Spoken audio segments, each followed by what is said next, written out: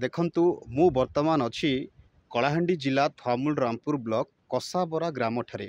ଆଜି ଗୋଟେ ଏତେ ଦୁଃଖ ଗୋଟେ ପରିବାର, ଗୋଟେ ଦୁଃଖର ପରିବାର, ଗୋଟେ ନିରୀହ ପରିବାର କେମିତି ଦେଖନ୍ତୁ ଗୋଟେ ଅ, କେମିତି ଅବସ୍ଥାରେ ସେ ବର୍ତ୍ତମାନ ଦିନ କାଟୁଛନ୍ତି, ତାଙ୍କ ଘର କେଉଁ ଭଳି ଭାବରେ ସେମାନେ ଦିନ କାଟୁଛନ୍ତି। ବର୍ଷା ସମୟରେ ତାଙ୍କ ଘର ଭାଙ୍ଗିଯାଏ, ତାଙ୍କର ପଛପଟେ ତାଙ୍କ ଆଗପଟେ ସବୁଆଡ଼େ ତାଙ୍କର ମାଟି ଭୁଷୁଡ଼ି ପଡ଼େ।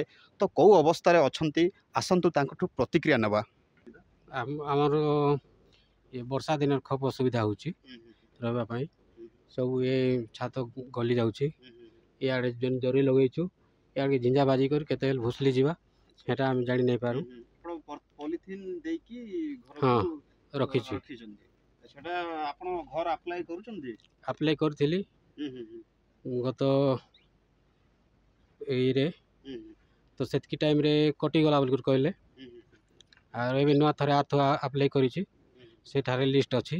ଆପଣ ଗତ ବର୍ଷ ହଉ ଆର ବର୍ଷ ହଉ ଆପଣ ଆପ୍ଲାଏ କରୁଥିଲେ କିନ୍ତୁ ଘର କଟି ଯାଉଥିଲା, ହଁ କିନ୍ତୁ ପାଇପାରୁନଥିଲେ। ପାଇପାରୁନଥିଲି। କେତେ ପରିବାର ରହୁଛନ୍ତି? 4 ମା ପିଲା, ତ ବହୁତ 4 ଜଣ। କଷ୍ଟରେ ଆପଣ ଏଠି ବର୍ଷା ମାସରେ ପାଣି ତା ଆଜ୍ଞା, ଭିତରେ ପଶୁଥିବ, ହଁ ଆପଣ ରୋଷେଇ କରିବାର ପ୍ରୋବ୍ଲେମ ହଉଥିବ, ହଁ, ଅସୁବିଧା ହଉଥିବ। ଶୋଇବା ଟାଇମ୍ରେ ଶୋଇପାରୁନୁ, ପାଣି ଥପ ଥପ ଗଲୁଛି ସବୁ।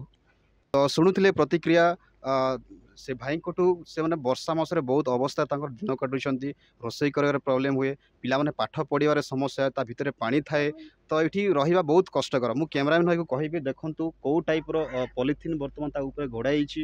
ଇଏ ବର୍ତ୍ତମାନ ଭାଙ୍ଗିଗଲାଣି, ସେ ଆଉ କିଛି ବର୍ଷା ହେଲେ ସେ ଭାଙ୍ଗି ତା ଭିତରେ କିଛି ତା ଭିତରେ ମାଟି ଭୁଷୁଡ଼ି ପଡ଼େ। ତ ଏଠି ଜୀବନ ବି ଏଠି ମାନେ ଯାଇପାରେ, ସେ ଅବସ୍ଥାରେ ବର୍ତ୍ତମାନ ଦିନ କାଟୁଛନ୍ତି ଏଇ ଦୁଃଖୀ ପରିବାର। ଦେଖୁଛନ୍ତି କେମିତି ବର୍ତ୍ତମାନ ସେ ପଲିଥିନ୍ କେମିତି ତା ଭିତରେ ଘୋଡ଼ା ହେଇଛି, ଏଇଟା ଭାଙ୍ଗି ଯାଇପାରେ। ତାର ଅବସ୍ଥା ସେଠି ଗଛ ଗୁଡ଼ା ତା ଉପରେ ଲଦା ହେଇଛି। ତ ଏଇଭଳି ଅବସ୍ଥାରେ ସେ ଦିନ କାଟୁଛନ୍ତି ଏଇ ଗ୍ରାମର ଜଣେ ନିରୀହ ଜଣେ ପରିବାର।